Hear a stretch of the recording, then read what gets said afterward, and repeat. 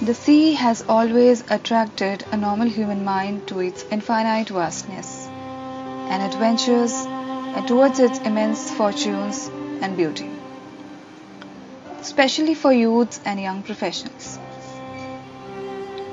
It is one of their long cherished dreams to travel on the sea water for endless hours under the soothing canopy of the blue sky and unprecedented vastness of the universe. Unaccounted lengths of sea water not only mesmerizes the seafarers but also lures them to explore it in every possible way. But life on the shores can be a tricky affair, more so for the seafaring community, whose livelihood and to an extent lives depend upon the mercy of the sea. There are various types of ships that operate in the sea, like the merchant ship, merchant's vessel, trading vessel, or merchantman and navy ships. Around 1.6 million seafarers make up a maritime workforce which is largely invisible to the general public, despite transporting 90% of the world's goods. According to statistics available with the Ministry of Shipping, Government of India, the number of seafarers employed on Indian flag vessels increased from 22,103 in 2017 to 27,364 in 2018, while the employment figures on foreign ships went up from 60,194 to 72,327 during the same period. Employment and jobs on merchants' vessels for diverse non-skilled and qualified workers, technical staff, and maritime professionals to fill an interesting variety of on-board positions, with contracts varying from a few days or weeks to more than a year offered by merchant marine companies established in many diverse countries.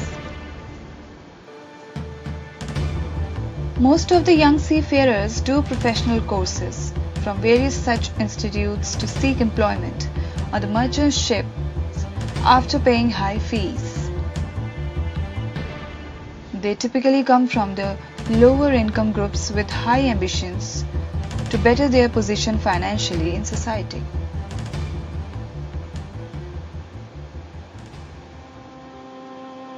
Once they get selected for work by shipping companies, they sign contracts that are being safeguarded by international laws. But most of the time, when a tragedy strikes this young seafarer, unfortunately, all these rules get easily flouted by the shipping companies to serve their own vested and narrow economic interests. There are a large number of such examples when a tragedy struck and nobody came to their rescue. When the shipping companies, which had the moral and legal responsibilities to save them in the hour of distress, did not respond and help on time. In October 2017, bulk carrier Emerald Star was transporting nickel ore from Indonesia to China with an Indian crew of 26 when it was struck by tragedy, resulting in the loss of 10 crew members. It was hard to believe that such a big ship could sink so easily. With the growing world fleet, the numbers of crew killed are still high, considering shipping's increased focus over the last decade on the improvement of safety and environmental performances.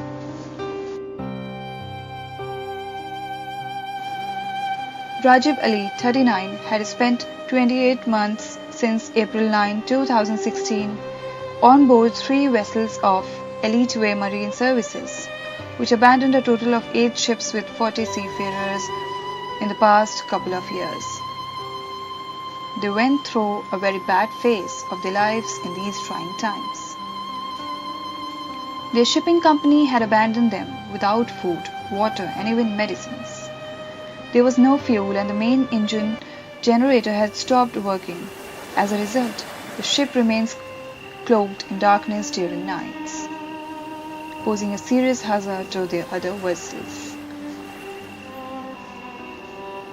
They kept in contact with the outside world through an emergency generator, mostly to charge their cell phones, so that they could call their families and inform the outside world about their plight. They had also not been paid their salaries for many months. Recent major accidents that have jolted the world are the devastating Beirut explosion at its port, which destroyed around 50,000 homes and killed more than 200 innocent people. Worth billions of dollars, properties and sources of livelihood got destroyed in no time. In Mauritius seawater, an oil tanker broke into two pieces which wreaked havoc both to human lives and sea lives. In October 2016, Vikas Mishra boarded the Tamim Aldar cargo ship, moored in Bahrain and destined for Iraq, for a job as a second engineer. In March 2017, he asked the company to relieve him. He was told to make one final voyage, one which, unbeknownst to him, would turn into a fight for justice and survival beset by desertion, squalor and starvation.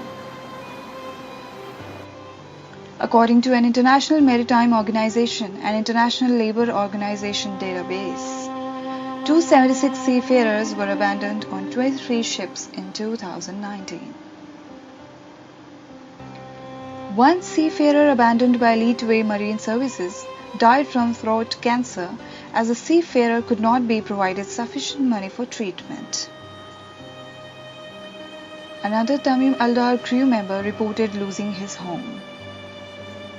The vessel's captain saw his marriage break down, and there are other stories of how the company's desertion of multiple vessels affected those left to pick up the pieces. These are those reporting cases that came to light through the newspapers' reporting from time to time. But there are scores of other such cases, which never get reported and investigated and have been kept in a dark shroud of mystery.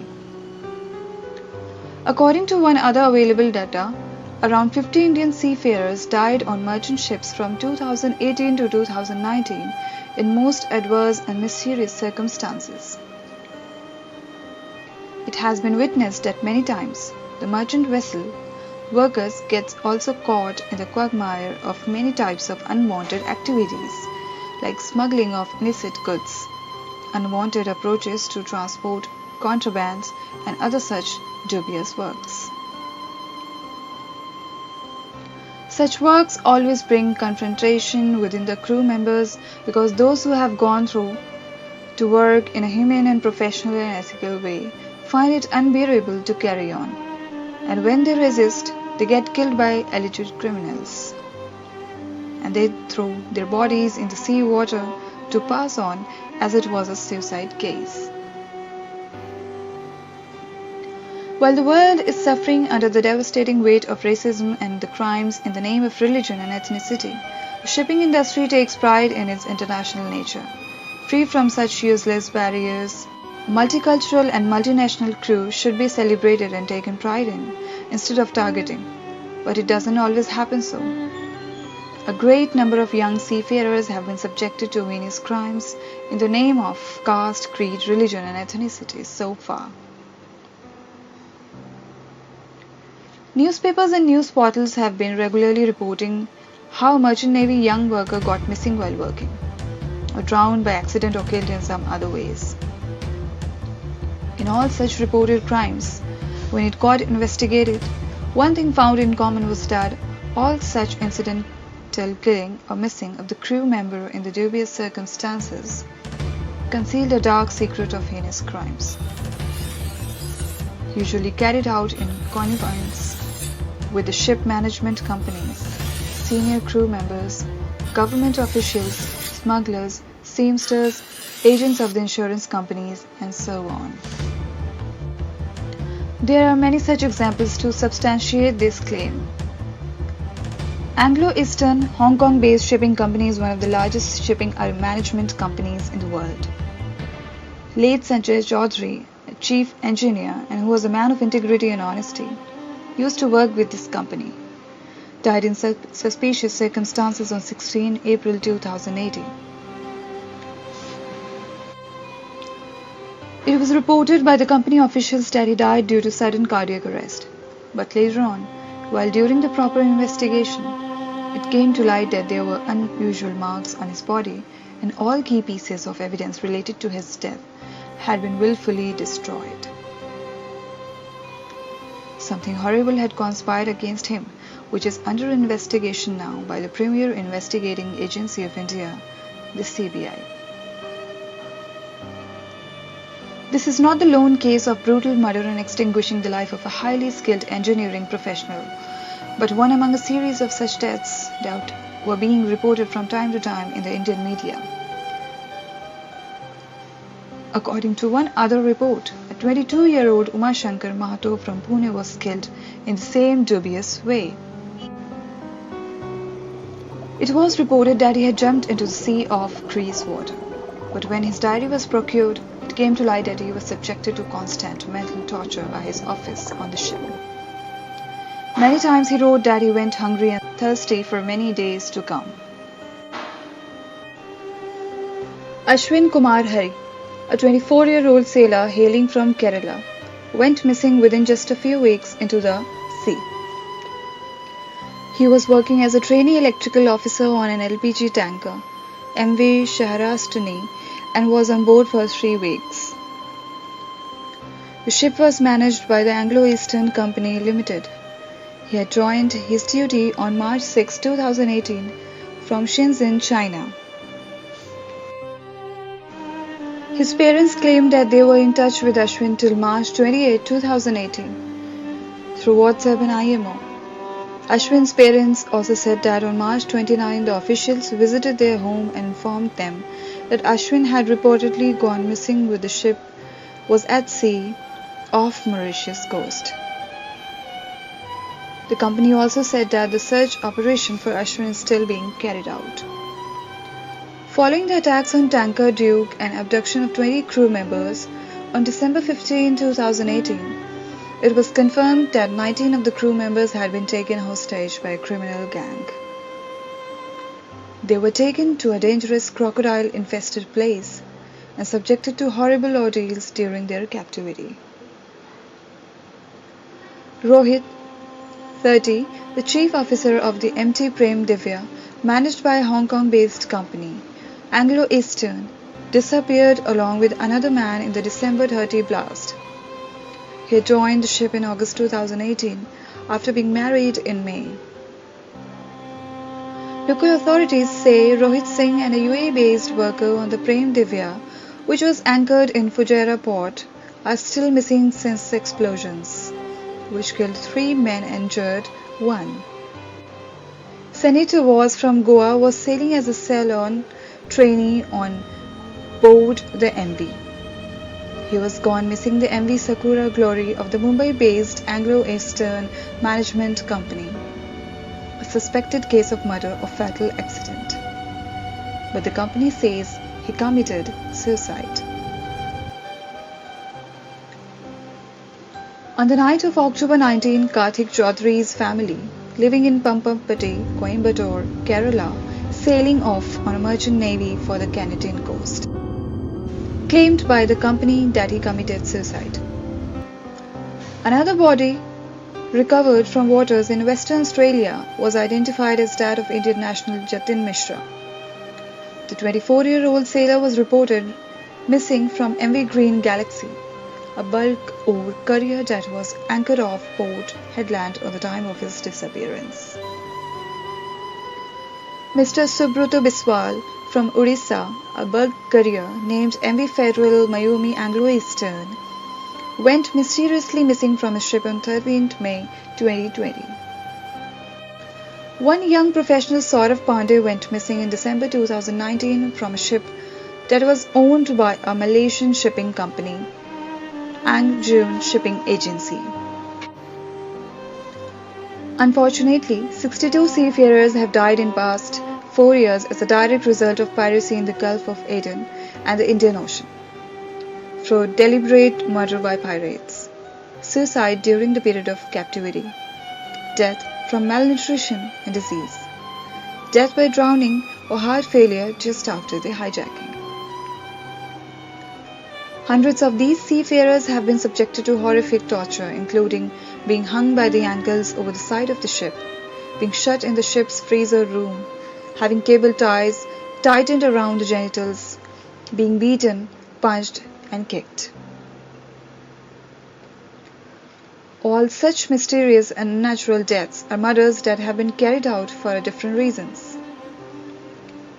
Sometimes it is for organ harvesting, which fetches a high price in the international health industry. Sometimes it is for usurping the insured money which is being paid to the young professionals in case of accidental deaths. The ship management companies usually resort to various methods and ways to conceal their crimes. In most of the cases, it gets unresolved forever if not pursued seriously with persistent efforts and perseverance.